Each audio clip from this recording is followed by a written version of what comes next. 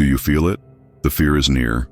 If you dare, subscribe, like, and comment where you're watching from.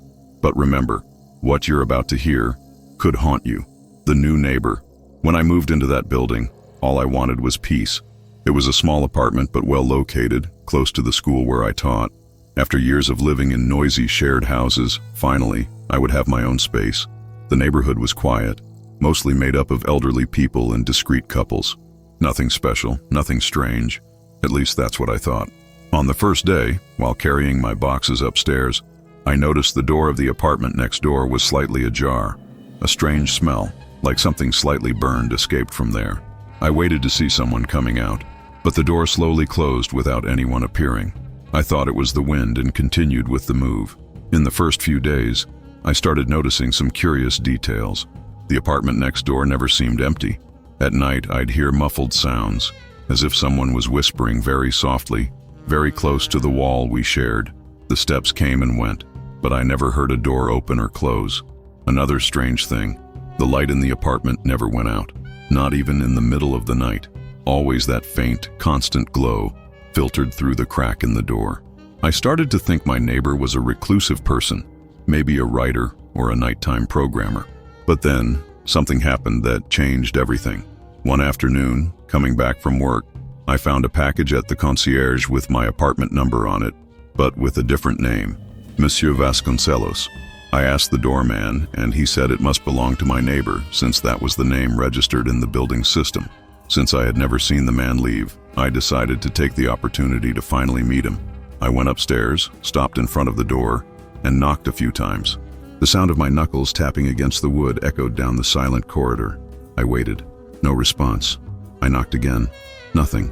But I could swear I felt a movement from the other side, as if someone was standing there, listening. The feeling became uncomfortable, but I left the package on the floor and went back to my apartment. A few hours later, when I went out to get something from the store, I saw the package was still there, in exactly the same spot. That bothered me. If he was home, why wouldn't he pick it up?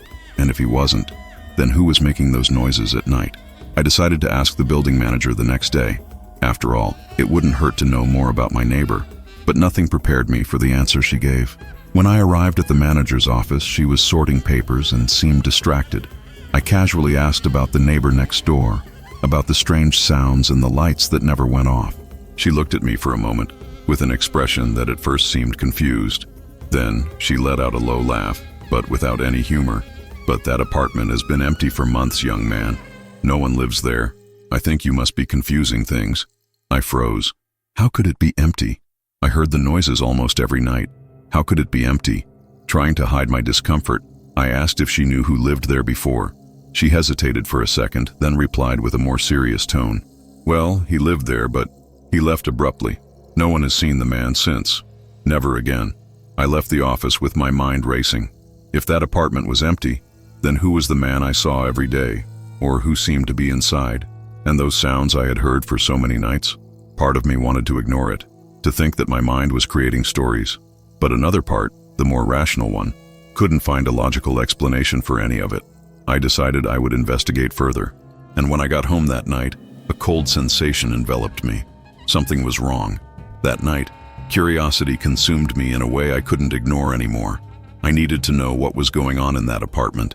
Instead of going to sleep, I decided to stay up late, when the house was silent, to see what was really happening. I sat on the couch, staring at the wall dividing the two apartments, trying to make no noise. The full moon illuminated the building corridor, casting dancing shadows through the cracks in my door. At first, I heard nothing, just the sound of the clock ticking and the wind outside. But then, around 2 a.m., something changed. The sound came softly, but unmistakably, a low whisper, almost as if someone was murmuring from the other side of the wall. My heart started racing and a strange feeling overtook me, as if I were being watched. I stayed still, trying to process what was happening. The whisper grew louder, as if the words were becoming clearer, but I couldn't understand them. I just knew I wasn't alone that night anymore. The feeling that there was someone there, invisible but very close, paralyzed me. I was about to get up and go to the door when I heard something even stranger. A tap, almost like a soft knock on my own door, followed by a deadly silence. The knock on the door made me freeze.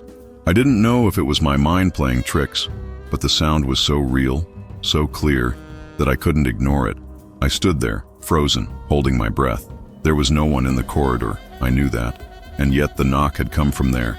At first, I thought about just opening the door and seeing what was going on, but something inside me told me not to do that, not to mess with something beyond my understanding. I looked at the door to the apartment next door.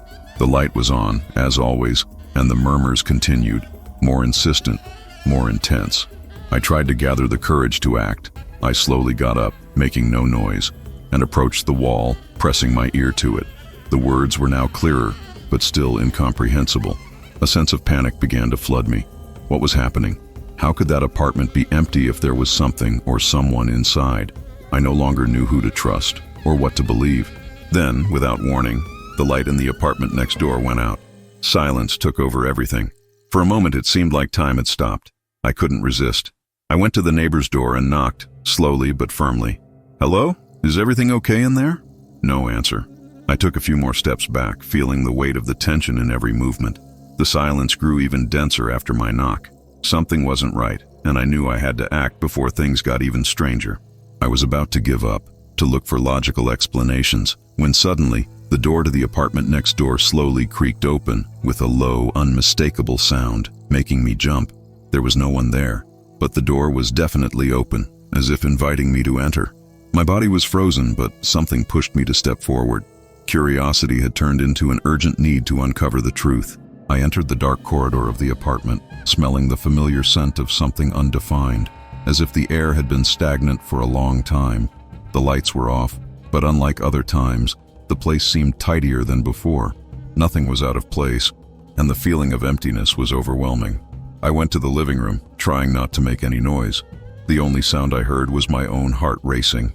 When I reached the wall that divided the two apartments, I stopped. The feeling of being watched returned, stronger than ever. Then something made me look at the corner of the room. A small shelf, almost invisible, was there. It had nothing special except for a small object on it. A key. The key was there. So simple, yet so unsettling. It wasn't an ordinary key, but had something peculiar about it. A dull shine that seemed to reflect the dim lights in the room. My instinct screamed at me not to touch it, but somehow, I knew it was part of the mystery. Perhaps it was the only way to understand what was happening. I crouched down, hesitating, and picked it up between my fingers. It was cold and heavy, as if it had been left there for years. When I held it, the sound of the whispers grew louder, as if the key had activated something that had been silent for a long time. That's when I heard something even more disturbing. Footsteps. Not ordinary footsteps, but the sound of someone walking across the creaking boards, almost as if they were getting closer. I froze. It wasn't possible. The apartment was empty. I knew that. I had checked, but the footsteps kept coming, closer, faster. They were coming from the living room. Without thinking, I rushed to the corridor where the bedroom door was slightly open. The smell of mildew and dampness filled the air, and before I could react, the door slammed shut abruptly, as if something or someone had moved inside. I was paralyzed. I knew I had to get out of there. The feeling of being watched returned full force, as if something or someone was hiding, waiting for the right moment to act. But curiosity was still there, pounding inside me, pushing me to take one more step. Unable to resist, I pushed the bedroom door open. The room was dark except for a faint light coming from a window covered by heavy curtains. The air was thick, as if the atmosphere itself was soaked in something I couldn't comprehend. But what scared me most was that the room seemed untouched. No furniture, no bed, just the worn wooden floor and a few boxes stacked in the corner. When I took a step forward, one of the boxes moved. It wasn't anything big, just a small tremor, as if someone had touched it from the other side. My blood ran cold. I knew I wasn't alone in there. I looked around, desperately searching for an explanation, and that's when I saw it. Something was in the back of the room, partially hidden in the shadows.